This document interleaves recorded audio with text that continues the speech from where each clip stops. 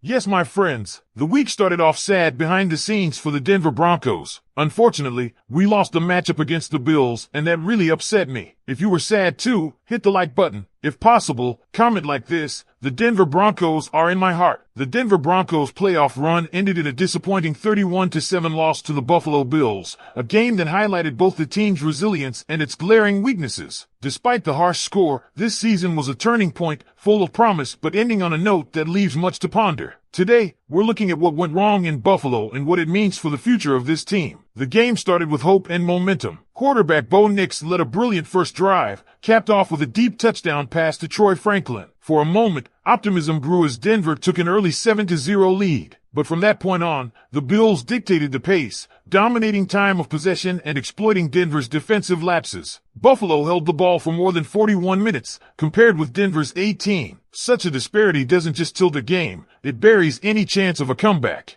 Denver's defensive struggles have been a troubling theme over the last stretch of the season. What started as a top-performing unit, leading the NFL in sacks and excelling in red zone efficiency, collapsed under the pressure of high-powered offenses. Against the Bills, the defense allowed 471 total yards, including over 200 yards on the ground. Missed tackles, poor gap assignments, and blown coverage were all on display. This wasn't just a bad day at the office, it was a culmination of issues that had been festering for weeks. Vance Joseph's defensive unit couldn't handle the run game, with James Cook, Ty Johnson, and even quarterback Josh Allen gashing them consistently. These struggles weren't isolated to the Buffalo game. Similar defensive collapses against teams like the Baltimore Ravens and Cleveland Browns had already raised red flags. The inability to stop the run or deliver under playoff pressure is a concern that the front office cannot ignore. While the defense bore much of the blame, the offense had its own set of issues. Bo Nix accounted for the majority of Denver's 224 total offensive yards, but he had little help. The Broncos' run game was virtually non-existent, leaving Nix to shoulder an unfair load. Drops by key receivers, including a crucial one by rookie Devin V., stalled any chance of keeping drives alive. Even veteran Cortland Sutton had a rare drop in a critical moment. Special teams also missed opportunities, with kicker Will Lutz failing to convert a field goal that could have swung momentum before halftime. For a young quarterback like Nix, every missed opportunity weighs heavily. Despite these challenges, Nix showcased resilience and potential, proving he can lead this team if given the right support. The post-game discussions will undoubtedly focus on the coaching staff. Vance Joseph's future as defensive coordinator is a hot topic. His unit's late-season decline will lead to questions about whether he's the right fit to lead Denver's defense moving forward. On the offensive side, Sean Payton's play calling faced scrutiny, particularly for its predictability. If the Broncos are to build on this season's foundation, both coaching and player development will need to be top priorities. What's next for Denver? Despite the heartbreak, there's reason for optimism. This team has established its quarterback of the future and boasts one of the youngest rosters in the league. With a cash-rich ownership group and ample salary cap space, the Broncos are positioned to make significant upgrades in the offseason. Key areas to address include bolstering the offensive line, adding depth at running back and tight end,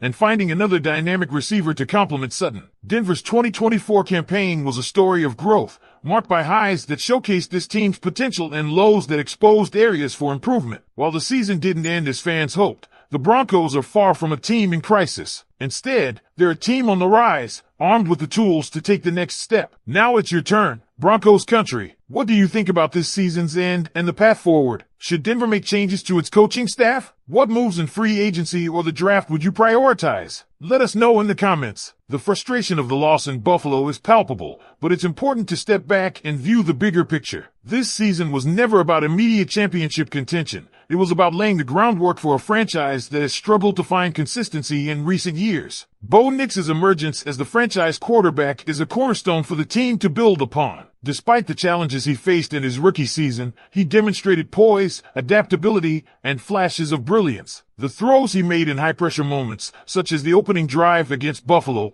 underscore his potential to be a long-term solution under center. However, potential alone isn't enough. For Nix to reach his ceiling, Denver must prioritize giving him a better supporting cast. This starts with the offensive line, which struggled at times to protect Nix and open up running lanes. A more consistent and dynamic rushing attack would not only take pressure off the quarterback, but also open up play-action opportunities to stretch defenses. The run game's ineffectiveness in the playoff loss was a glaring issue, allowing Buffalo's defense to focus entirely on stopping stopping Knicks and the passing game. The wide receiver room also needs attention. Courtland Sutton has been a reliable presence, but beyond him, the lack of consistent playmakers was evident. Troy Franklin showed flashes of brilliance, and rookies like Marvin Mims and Devin V had moments of promise. But drops and inconsistencies from these younger players highlight the need for a proven, dynamic weapon who can change the game. Whether it's through the draft or free agency, adding a top-tier receiver should be high on the Broncos' offseason agenda. Tight end is another position ripe for improvement. Denver hasn't had a truly impactful player at the position since Julius Thomas's heyday. A versatile tight end who can both block and serve as a safety valve for Knicks would add a critical dimension to the offense. It's worth noting that successful teams often rely on their tight ends in critical moments, a luxury Denver currently lacks. On defense, the conversation around Vance Joseph's future is complex. While his unit showed flashes of brilliance early in the season,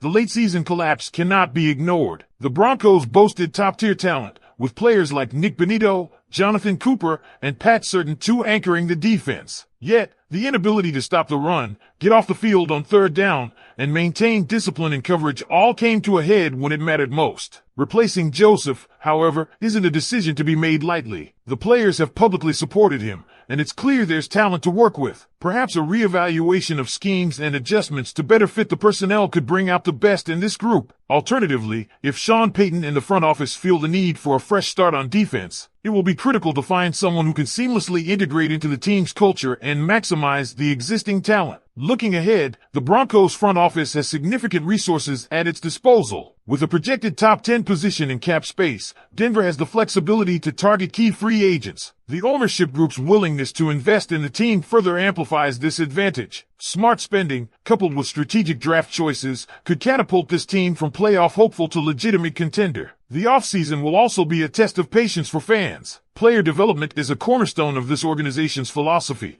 and while it may be tempting to make sweeping changes after a tough loss, the Broncos are unlikely to abandon their commitment to nurturing young talent. Marvin Mims, Devin V, and Riley Moss are all examples of players who could take significant leaps in their second season. Giving them the time and opportunity to grow is crucial for sustainable success. Finally, the front office and coaching staff will need to address the culture and mentality of the team. Sean Payton's remarks about needing to host playoff games at home next season underscore the importance of winning the division. The path to sustained success lies in consistently competing with and beating the Kansas City Chiefs, the current gold standard in the AFC West. Setting the bar at a division title sends a clear message. The Broncos are no longer content with merely making the playoffs. They aim to reclaim their status as perennial contenders. So, Broncos country, the question remains, where do we go from here? This season provided hope and heartbreak in equal measure, but the potential for greatness is undeniable. What are your thoughts on the team's direction? Should Vance Joseph remain as defensive coordinator? Which positions need the most attention in the offseason? And, most importantly, do you believe this team is ready to take the next step? Drop your thoughts in the comments below,